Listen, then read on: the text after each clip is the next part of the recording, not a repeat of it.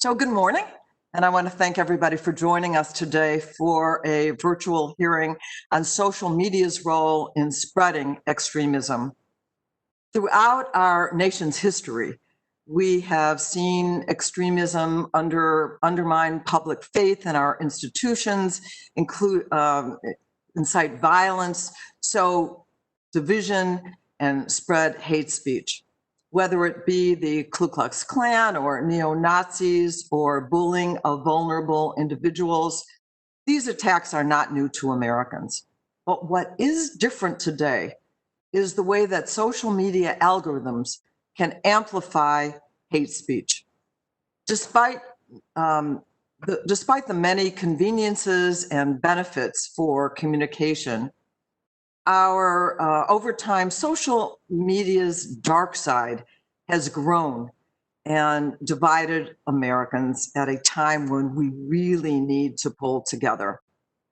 As big tech developed the online ecosystem and monetized its functions to their enormous benefit, these companies have done little really to protect Americans from the dangers that are lurking in the dark corners.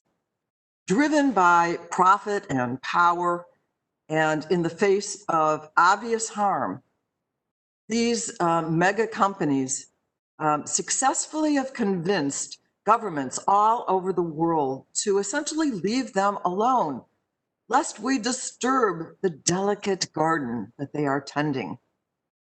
Big tech has helped divide nations and has stoked genocide in others. In our nation, and stoked genocide. Consider Myanmar, where we saw mass murder of the Rohingya people. And these companies have profited at every turn. Consider the QAnon conspiracy theory that has thrived online for years now.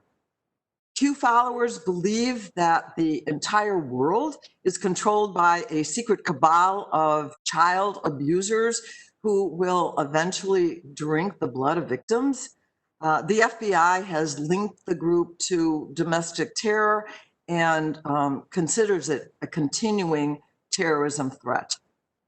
I would like to commend our colleagues, Adam Kinzinger, Tom Alanowski, and Denver Riggleman for confronting this threat head on. There is no doubt that that controversy and extremism drives engagement and therefore profit. Algorithms that amplify extremist views also amplify profit for these platforms. A 9/11 conspiracy video has been seen 22 million times on Facebook in the last week. Each view keeps eyeballs on the platform and dollars rolling in. Nowhere has Facebook been more negligent than in its oversight of its group function. Facebook groups promoting misogyny have grown by 10%, and anti-LGBT groups have grown by 22%, and groups promoting anti-Semitism have grown by 27% in the last week. In a recent interview with an engineer at Facebook, he said that the group recommendation algorithm is, quote, the scariest feature of the platform, the darkest manifestation. And then he went on further to say, a user entering one of the groups and Facebook essentially pigeonholes them into a lifestyle they can never really get out of, unquote. I wanted to let you know that next week, I will be circulating a draft legislative proposal that aims to fundamentally alter these companies' business models and give consumers and regulators the recourse when these companies fail in their basic commitments, in their stated basic commitments to consumers. And I certainly hope all of you will take a close look at that.